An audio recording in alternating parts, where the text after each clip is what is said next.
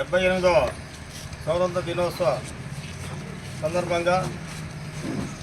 మరి 3వ వార్డు సచివాలయం దగ్గర సమావేశమైనటువంటి 2-3 వార్డు ప్రజలందరికీ సచివాలయ సిబ్బంది అందరికీ కూడా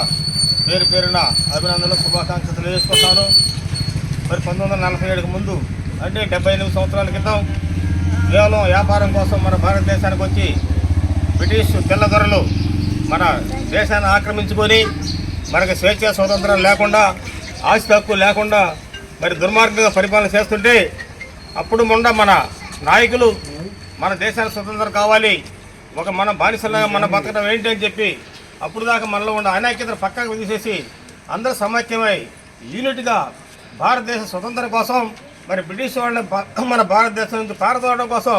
ఎంతోమంది ప్రాణ త్యాగాలు చేశారు, ఆస్తులు త్యాగాలు చేశారు. మరి అందులో ప్రధానంగా మహాత్మా గాంధీ గారు కానీ, సుభాష్ చంద్రబోస్ కానీ, అలాగే మన తెలుగు రాష్ట్రాల్లో చెందిన మన ప్రాంతానికి కూడా చెందిన మరి పుల్లర ఉద్యమ నేత మరి కనిగంటి హనుమంతు గారు కానీ, అలాగే మరి అల్లూరి సీతారామరాజు కానీ ఇలాంటి ఎంతోమంది నాయకులు ప్రాణత్యాగం చేసి మనకు స్వేచ్ఛ స్వతంత్రాలు ప్రసాదించిన నాయకుల్ని ఈరోజు వారిని మనం ఘనంగా గుర్తుంచుకొని వారిని స్మరించుకోవాల్సిన అవసరం ఎంతైనా ఉందని చెప్పుకొని ఈ సందర్భంగా మీకు తెలియజేసుకున్నాను. మరి గత 75 సంవత్సరాల క్రితం ఎట్లా ఉంది భారతదేశం, ఈ రోజు మరి 75 సంవత్సరాలు ఈ రకంగా ఎంత అభివృద్ధి చెందామో మీరందరూ ఒక్కసారి ఆలోచించండి. శాస్త్ర సాంకేతిక రంగాల్లో కానీ,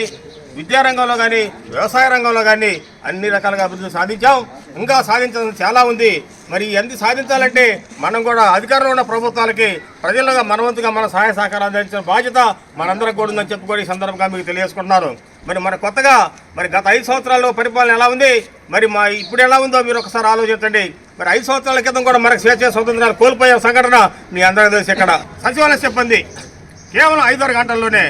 90%-80% పెన్షన్లు పంపిణీ చేసి మరి పెన్షన్దారులు ప్రజల అభిమానాన్ని కూడా చొరగొన్న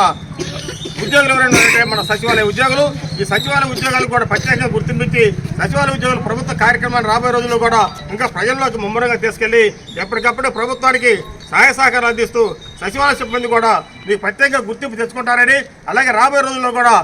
పెన్షన్లు ఏ విధంగా ఏదో స్ఫూర్తితో పంచారో అదేవిధంగా ప్రభుత్వ కార్యక్రమాలు మొత్తాన్ని ప్రజలకు చేరవేసేదానికి మీరు కూడా భాగస్వాములై ప్రభుత్వానికి అండదండగా ఉంటే ప్రభుత్వం మీకు అన్ని రకాలుగా రక్షణ కల్పించింది, మీకు ఉద్యోగ భద్రత కల్పించిందని చెప్పి కూడా ఈ సందర్భంగా మీకు తెలియజేసుకుంటూ మరొకసారి మీ అందరికీ 78వ గణతంత్ర స్వాతంత్ర దినోత్సవ శుభాకాంక్షలు తెలియజేసుకుంటూ ముగిస్తున్నాను.